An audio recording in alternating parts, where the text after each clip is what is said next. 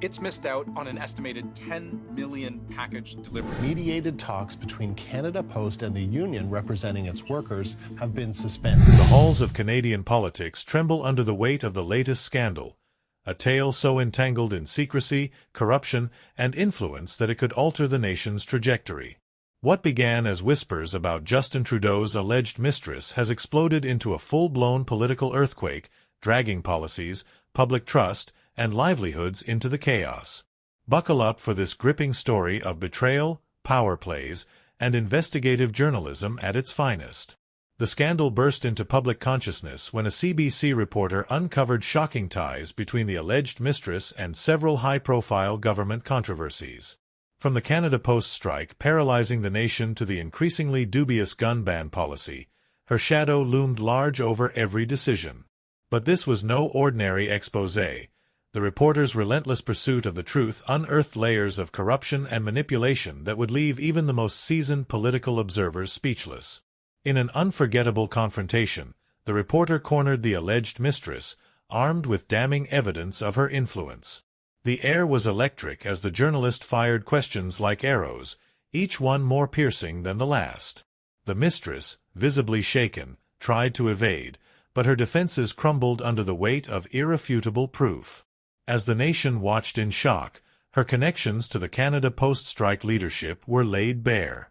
The strike had already plunged Canadians into frustration, with delayed deliveries threatening to ruin holiday plans and cripple businesses. With 55,000 postal workers on strike, an estimated 10 million packages were left undelivered. Families wondered if their gifts would arrive in time, and small businesses faced devastating losses during the busiest shopping season of the year. But the real bombshell? Evidence of secret meetings between the mistress and union leaders, hinting at backroom deals that shaped national policy. Social media erupted as the story broke.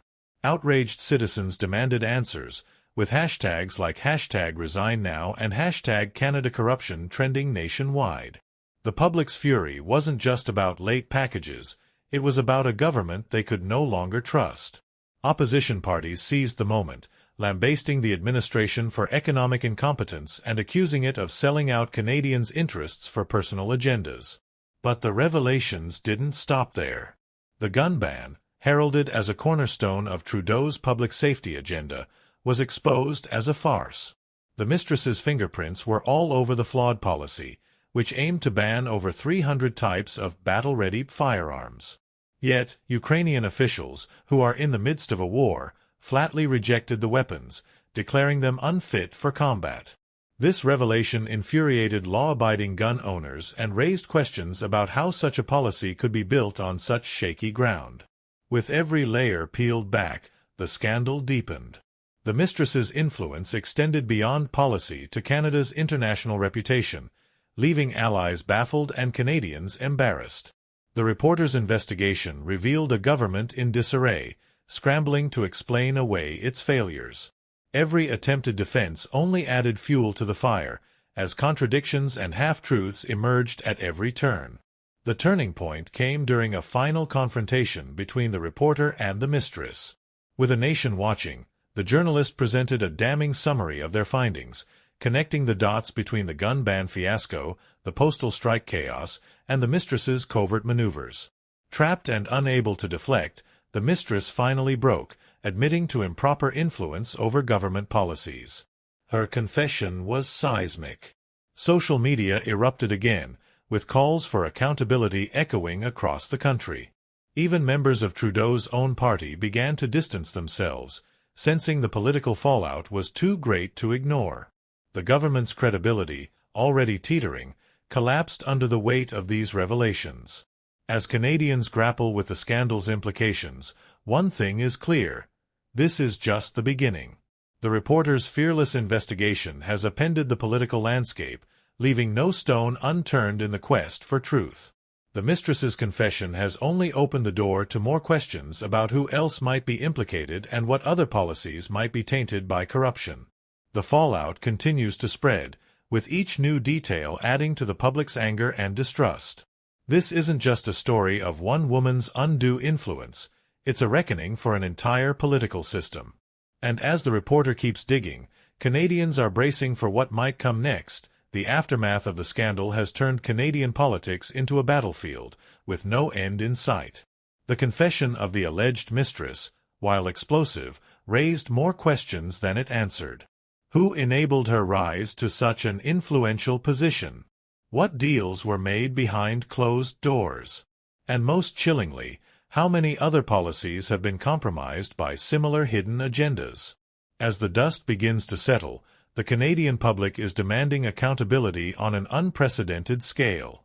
Massive protests have erupted in cities across the country, with citizens carrying placards that read "No More Secrets" and "Clean Up Ottawa."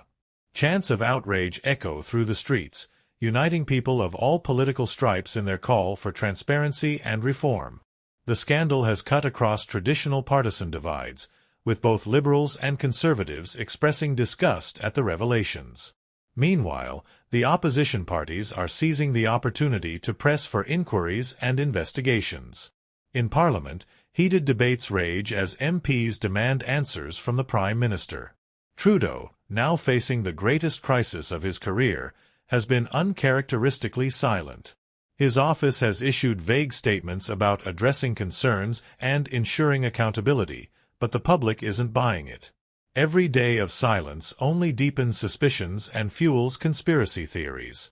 The media is ablaze with commentary and analysis, dissecting every angle of the scandal.